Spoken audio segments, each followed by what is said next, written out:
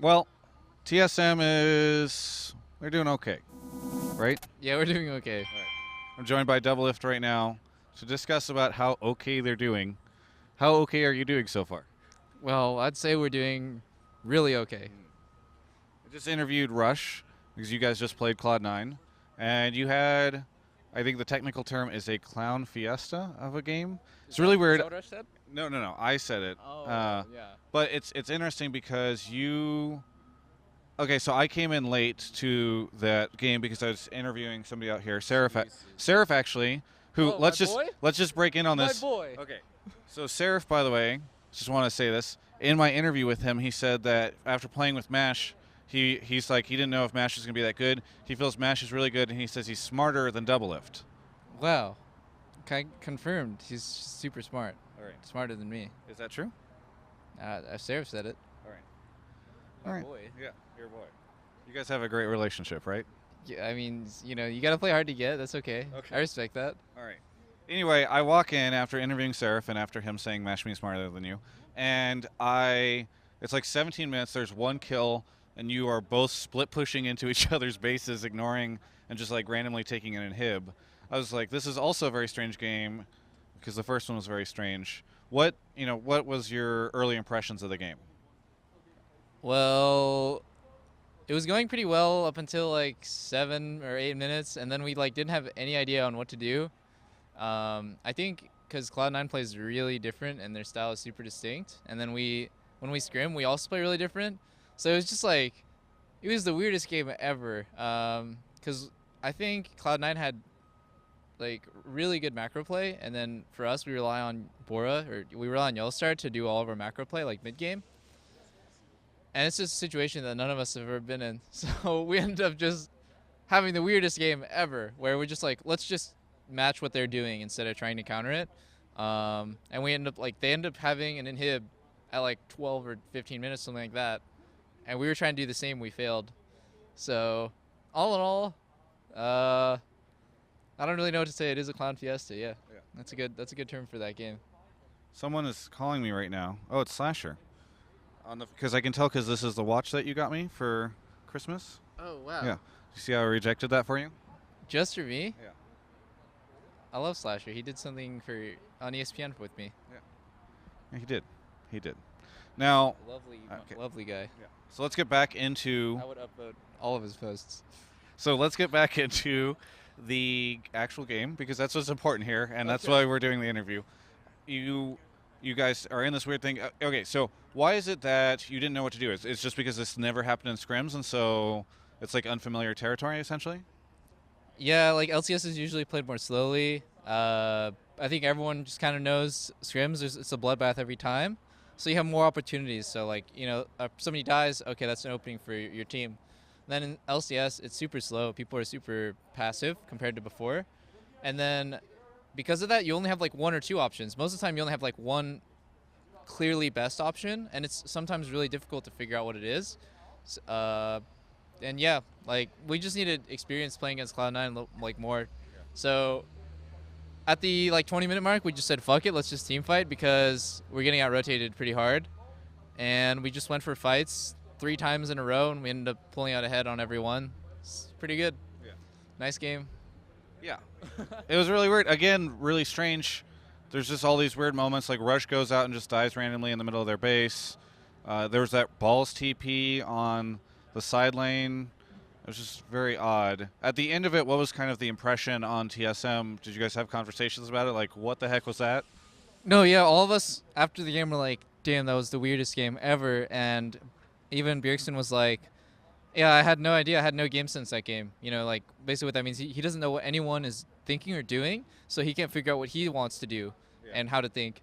So I think all of us, just our game sense turned off that game. It was just It's like a solo it's queue really game? hard. Yeah, it's super hard to play against Cloud9. It is.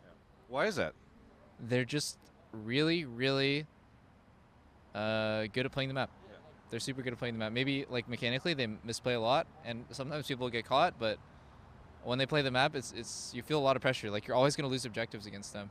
Everyone always says that High has amazing shot calling skills. He was in that game. Yellowstar has amazing shot caller skills. He was in that game. Is that what happens? Is once you get these two guys against each other, everything just goes into solo queue? Yeah, kind of. I mean, I would say, I mean, no offense to Yellowstar, I would say High had the lead in terms of shot calling that game. But I think Yellowstar is super. He's really, really good at absorbing information. So after that game, he's the kind of person to like think about all of the possibilities, what to do at every moment during the game, like pour over the replay, and that's what makes him like one of the greatest of all time. So I'm pretty confident we'll be able to like deal with it better. Now, some people would say that that game is super sloppy and like, look how bad NALCS is right now. Do you think that's a fair assessment, or is it just like, weird stuff happens in this in NALCS or whatever, or in this match, and that doesn't necessarily mean that it's bad? I don't think the game was bad because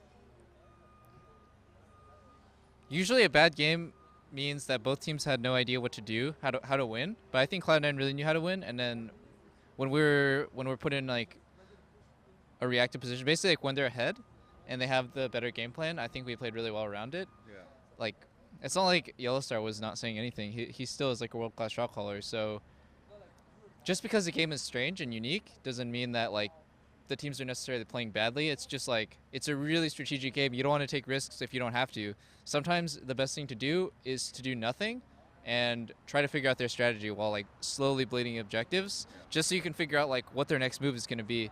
So I think overall the game might have been like really boring for 20 minutes, but then afterwards I'm guessing it was really enjoyable because both teams had like kind of locked down their strategy.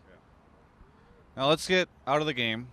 A lot of people knew what your relationships were with the different players on CLG, especially, after they would leave the team and release a very vivid explanation of what their relationship was with you. But I would love to know what your relationship is currently with all the members of TSM. It's really good.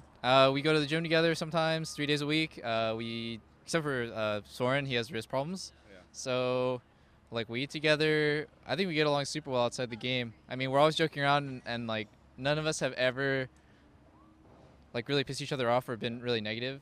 Oh, what's up, Hi? What's up? You want to get in on this? Sure. My boy? Ask me a question. All right. He just asked Hi. me what my relationship was with TSM, but what about our relationship? Yeah, exactly. I think it's a pretty good one. We have a lot of history together. We may have done some drunk things together, and we'll leave that up in the air. That was on Twitter.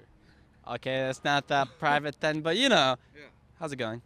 It's How'd going that good, game dude. feel for you? Dude, you're shitting on us. No, you weren't. It was like even. I think you're crushing us in the macro game. Oh, What do really? you think? I think I made bad calls that game. So, like, there were, like, two major things, right? One, that mid-fight, we overextended on it because, like, during that fight, I was realizing we were running at you, but we couldn't catch anybody since we had no hard CC. I was like, we're about to die, aren't we? And then we died. And then I felt like, so you know when I was taking your Nexus turret? Yeah.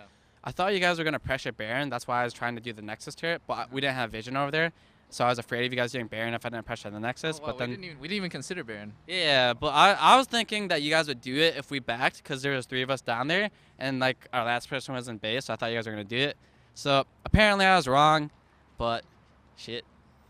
See, that's at ALCS strats for you boys. He's like, I thought they're gonna do Baron. We're like, we just want to defend our base. Yeah.